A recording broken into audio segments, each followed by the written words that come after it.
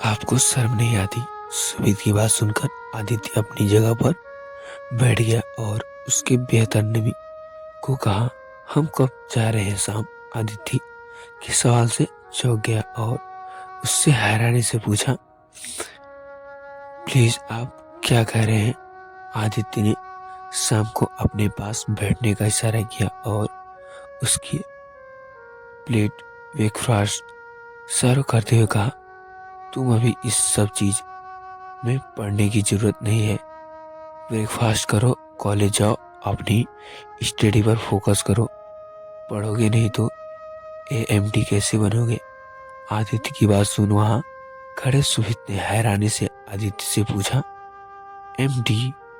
और वो भी शाम? आप क्या कह रहे हैं डैड? आदित्य ने सुमित की तरफ देखे बगैर कहा, तुम जा सकते हो। चूंकि सुमित ने आदित्य की बात सुन चिढ़ते हुए कहा, डैड हमारी बात तो सुनो, होनी चाहिए आपको। क्या कहा? अभी कि आप शाम को एडमिट बनाना चाहते हैं, फिर ये यहाँ क्या कर रहा हूँ? इधर शाम खुद आदित्य की बात से हैरान था, पर अभी उसने बीच में बोलने की बजाय बात को वहीं खत्म करने की कोशिश करते हुए कहा, भाई पाप्स कहना चाहते हैं कि? तभी आदित्य ने अपना ब्रेकफास्ट करते हुए कहा कि तुम दोनों मेरे बेटे हो और तुम दोनों का मेरी प्रॉपर्टी पर बराबरी का हक है। पर अभी मैं जिंदा हूँ, इसलिए मैं डिसाइड करूंगा कि एडमिनिस्ट्री का न्यू एमपीडी कौन होगा। सुमित आदित्य की बात सुन शौक था कि तभी ऐसा वहां आ गई और उसने उस सभी को ब्रेकफास्ट का ज्वाइन करते हुए आदित्य से कहा, good morning MR Malhotra Mehta. Aditya ने मुस्कुराते हुए कहा, गुड मॉर्निंग स्वीटहार्ट। ऐसा मुस्कुराया और उसने सुमित से कहा, come baby have a seat. अभी सुमित उससे चेहरे का तो जैसे रंग उड़ चुका था, उसने फिर भी खुद को नॉर्मल दिखाने की कोशिश करते हुए आदित्य से कहा, डैड हम पार्टी में के बाद शिफ्ट हो जाएंगे। आदित्य ने इस पर मुस्कुराते हुए कहा, कैसी पार्टी? अब कोई पार्टी नहीं होगी। पार्टी तुम्हारे इंडिया वापस आने और तुम्हारे एमडीए बनने की खुशी में देना चाहता था बेटा। अब मैंने अपना फैसला बदल लिया है। ये सुनते ही सुमित को दूसरा झटका लग गया। वहीं दूसरे पास बैठी एना भी उसे देख लगी, समझने की कोशिश करने लगी कि आखिर बात क्या है। ब्रेकफास्ट होते ही शाम और आदित्य वहां से जा चुके थे। वहीं सुमित उसे समझ नहीं आ रहा था कि ये हो क्या रहा है। इधर आदित्य अपने आलीशान रूम में वॉल पर घंटी एक बड़ी सी फोटो के सामने खड़ा हुआ था। ये फोटो सुमित और उसकी थी। उसने पहले करवा चौथ की फोटो लाल रंग के लहंगे में वो भला की खूबसूरत लग रही थी। आदित्य का ये डेली का रूटीन था कि वो ऑफिस जाने से पहले कुछ देर तक बस सुई को निहारते रहता। कुछ देर बाद आदित्य अपने कॉलेज रूम की तरफ बढ़ गया और उसने अपना वॉच ओपन कर अपने वॉच के कलेक्शन को खोल कर रखा दिया, जिसमें एक से बढ़कर एक से महंगी वॉच का कलेक्शन था। आदित्य ने उससे एक वॉच निकालकर अपने रिस्ट पर पहना कि तभी उसे शाम की आवाज सुनाई दी। शाम ने अपने पापा से कहा, peps went to take to you. Aditya ने रेडी होते हुए कहा, now very will wait you then to take. अब फिलहाल के लिए मैं कोई बात नहीं करना चाहता किसी भी बारे में। सामने ये सुन आदित्य से सामने खड़े होकर कहा, पाप्स भाई के साथ आप गलत कर रहे हो।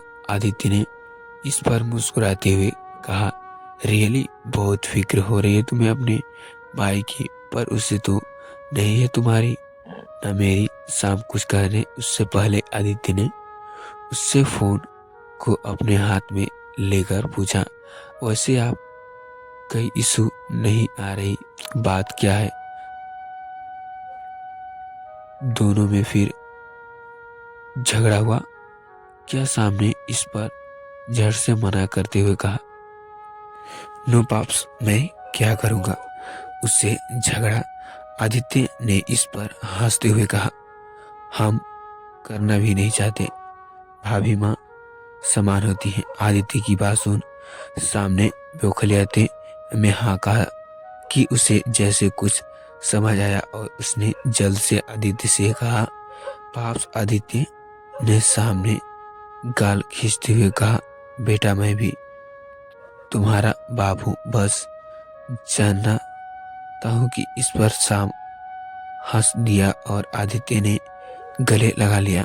शाम बिल्कुल सुभी के जैसे था, भोला, अपने बाप अपने भाई के लिए बिना सोचे समझे कुछ भी कर सकता था। आदित्य ने अपने दोनों बेटे को ऑस्ट्रेलिया भेजना चाहा, पर शाम वो आदित्य को अकेला छोड़कर कहीं नहीं गया। शाम अब आदित्य से अलग हुआ और उसने परेशान होकर कहा, बेटा पप्स भाई को ऐसे के साथ कमिटेड है, इशू सब जानती है पाप्स, और वो बहुत हर्ट हुए हैं, इसलिए वो सब यहाँ नहीं आ रहे और ना ही मेरे कॉल्स पिक कर रहे हैं। आदित्य ने अब वॉच में टाइम देखते हुए कहा, तुम उस पर की फिक्र छोड़ दो शाम, जो मैं हूँ उस पर ध्यान दो, खुद के बारे में सोचो, अपनी पढ़ाई पर ध्यान दो। यह कहते हुए आदित्य अपने रूम में चला गया। आदित्य की ये फर्स्ट साइड सिर्फ शाम के लिए थी, बाकी वो आज भी अपने काम को लेकर उतना ही सख्त था जितना पहले हुआ करता था। इधर दूसरी तरफ रुद्र आज अनन्या के साथ था, पर मना कहीं और ही था। उसका मन फिलहाल आरोही की बातों में उलझा हुआ था। इधर रुद्र के कॉलेज बैठी अनन्या के रुद्र के बालों के हाथ खेलते हुए उससे कहा, रुद्र चलो ना हम कहीं बाहर घूम कर आते हैं, फिर तुम और मैं मेरे फार्म हाउस लेने चले जाना। रुद्र ने अब जब अनन्या की और कीट पिक नहीं सही की तो अनन्या चिढ़कर अनन्या से कहा, listen Ananya, I am breaking up with you. Rudra को अचानक से हड़बड़ा कर देखा अनन्या ने हैरान से पूछा, व्हाट बेबी, तुम ये क्या कर रहे हो? रुद्र ने गुस्से में अनन्या को वहीं कैफे में छोड़ दिया और खुद उससे बिना कुछ बोले जल्दी से पार्किंग में पहुंच अपना बाइक लेकर वहां से निकल गया। उसने अपनी बाइक सीधे सक्षम के घर के सामने रुकते ही सक्षम को फोन कर उसे बाहर आने को कहा। सक्षम जल्दी से बाहर आया और उसने हंसते हुए पूछा, क्या वे तेरे अनन्या बेबी कहाँ गई? ये सुनते ही रुद्र ने गुस्से में कहा, शट अप सक्षम, मैं ऑलरेडी बहुत टेंशन में हूँ। सक्षम ने रुद्र को सीरियस मूड में देखते हुए पूछा, अब क्या हुआ? रुद्र ने जल्दी से सपाट लहजे में कहा, तुझे डाइवोर्स चाहिए? ये सुनते ही सक्षम की आंख बाहर आने को थी। उसने लगभग चिढ़ाते हुए पूछा, पर किससे? रुद्र ने चिढ़कर कहा, और किससे?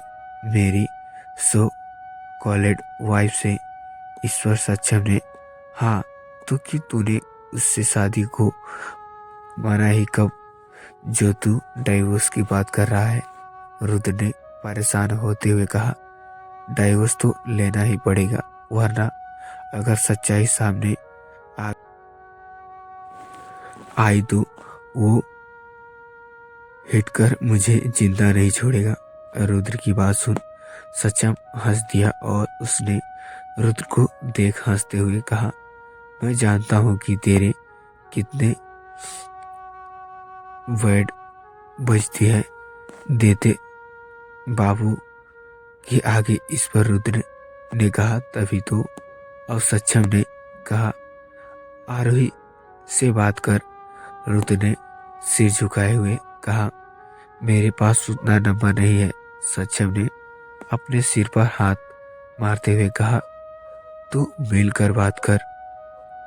रुद्र ने ये सुनते हुए कहा, गुड आइडिया। रुद्र ने अब जल्दी से बाइक स्टार्ट की और वहां से निकल गया तो उसे देख सक्षम मुस्कुराते हुए अंगद चला गया। शाम होने को थी। रुद्र आरोही की कॉलेज पहुंच गया था और उसके बाहर निकलने का वेट करने लगा था।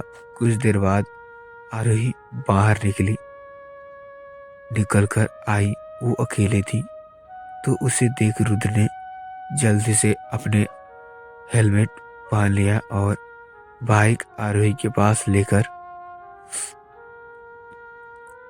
रोक दी।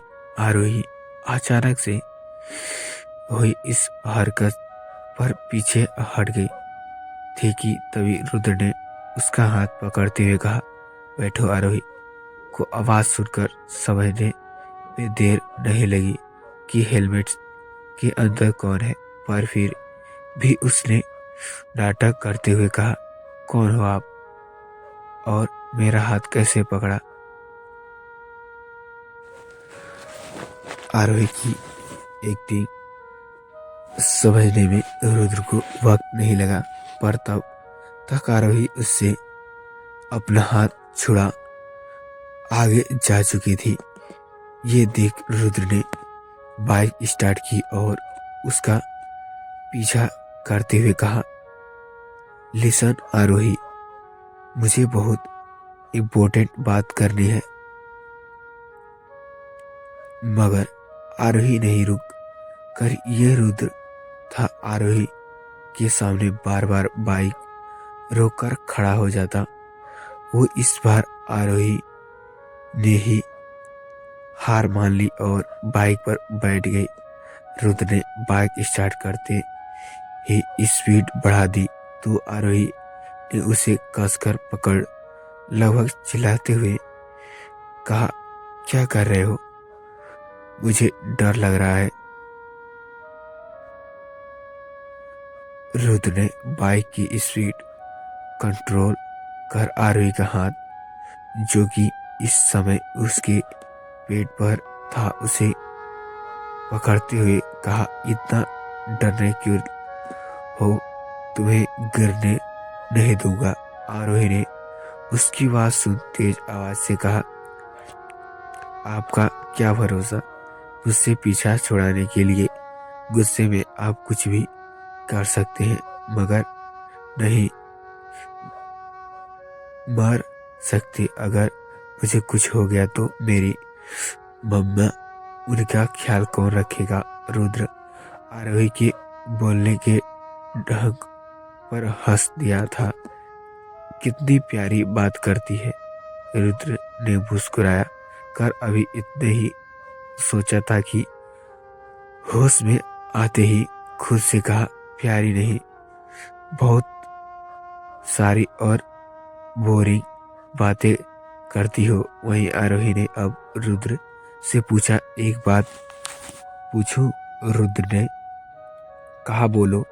आरोही ने अपना मुंह बनाते हुए पूछा, आपको शर्म नहीं आती, बार बार फेस होने में इतनी बड़े हो गए हो आप, और अब भी कॉलेज में जा पड़ने रुद्र आरोही की बात सुन हंस दिया और उसने आरोही से हाँ सच्चा यार दिलाया। तुमने आरोही से मासूमियत से पूछा क्या? तो रुद्र ने कहा यही कि मैं तुम्हारा सीनियर हूँ तो मुझे तुम्हारी रैगिंग करना चाहिए थी। रुद्र की बात सुनते ही आरोही ने उससे अपना हाथ छुड़ा पीछे हटाते हुए कहा नहीं, और आप ऐसा कुछ कर ही नहीं सकते, कॉलेज में ये सब अलाउड नहीं है। रुद्र ने आरोही की बात सुन अपना सिर हल्का सा मुड़ते हुए कहा मैं बहुत कुछ कर सकता हूँ, देखना चाहते हो? आरोही की इस पर रुद्र ने कहा अकेली लड़की को डराने की कोशिश कर रहे हो। रुद्र उसकी बात सुन हंस दिया और उसने कहा अगर चाहता ही कि मैं तुम्हें परेशान ना करूं तो मुझे अच्छे से पकड़कर बैठो। आरोही ने उसकी बात सुन भोलेपन से कहा अच्छा ये लो, अब परेशान नहीं करना। ये कहते हुए उसने एक बार फिर रुद्र की कमर पर अपने हाथ रख दिए थे। रुद्र उसकी बातों को से मुस्कुराए जा रहा था। कितना आसानी से वो उस बेवकूफ बना पा रहा था। दोनों मुंबई में से दूर आ चुके थे। जगह खूबसूरत थी, चारों तरफ हरियाली और पानी ही पानी था, लेकिन अब सुंदर नजारा देख आरोही को जैसे सुकून मिला। उसने अपनी आंख बंद कर ली कि तभी रुद्र ने उसके पास आते हुए कहा तुझे तुम्हारे कुछ बात करनी है। आरोही ने कुछ कर अपने पास खड़े रुद्र को देखा तो रुद्र की आंखों आरोही को ही आंखों में से जा मिली। दोनों एक दूसरे को देखने लगे थे कि तभी आरोही ने पूछा बोलो क्या कहना चाहते हो? रुद्र उसकी आवाज सुन होश में आया और उसकी कहा मैं तुम्हारा सीनियर हूँ, ना ही तुम्हारे कॉलेज में हूँ। ये सुनते ही आरोही की आंख हैरान से फैल गई और उसने लावक चीखते हुए पूछा क्या इसका मतलब तुम मुझे बेवकूफ बना रहे हो? रुद्र ने ना ही सिर हिलाते हुए कहा नहीं, तुम्हें बेवकूफ बनाने की जरूरत नहीं है, तुम बेवकूफ हो ही। ये सुन भर था कि आरोही उसे मारने के लिए आगे बढ़ पर रुद्र ने हंसते हुए उस दोनों को हाथ को पकड़ उसे अपने बाहों में भर लिया। आरोही उसकी मजबूत पकड़ में छटपटाने लगी पर वो बस उसे मुस्कुराते हुए देख जा रहा था। भले ही गया था कि वो क्या बात करने के लिए उसे यहाँ लेकर आया था। आरोही ने उससे आखिरी बार खुद को छुड़ाने की कोशिश करते हुए कहा अच्छा बाबा, बहुत मजाक हुआ, अब छोड़ो मुझे। आरोही ने इतना कहा ही था कि उसने चिढ़ते ओठों पर रुद्र ने अचानक से झुककर अपने ओठों को रख दिया। तो फ्रेंड्स मैं आशा करता हूँ ये स्टोरी आपको अच्छी लगी होगी। तो फ्रेंड्स यही स्टोरी आपको अच्छी लगी होगी तो प्लीज़ जिन्हें नहीं पता कि स्टोरी से पहले वाले सीजन का नाम क्या है तो बता दूं कि पहले सीजन का नाम बॉर्न टू मी, जिसमें आदित्य और सुमित की स्टोरी है। फ्रेंड्स स्टोरी अच्छी लगी होगी तो चैनल पर नए हैं तो चैनल को सब्सक्राइब करके बेल आइकन को ऑल पे प्रेस कर दीजिए ताकि कोई भी वीडियो नोटिफिकेशन आपको सबसे पहले मिले। तो फ्रेंड्स मिलते हैं ऐसे स्टोरी के साथ नेक्स्ट पार्ट में। तब तक के लिए बाय दोस्तों।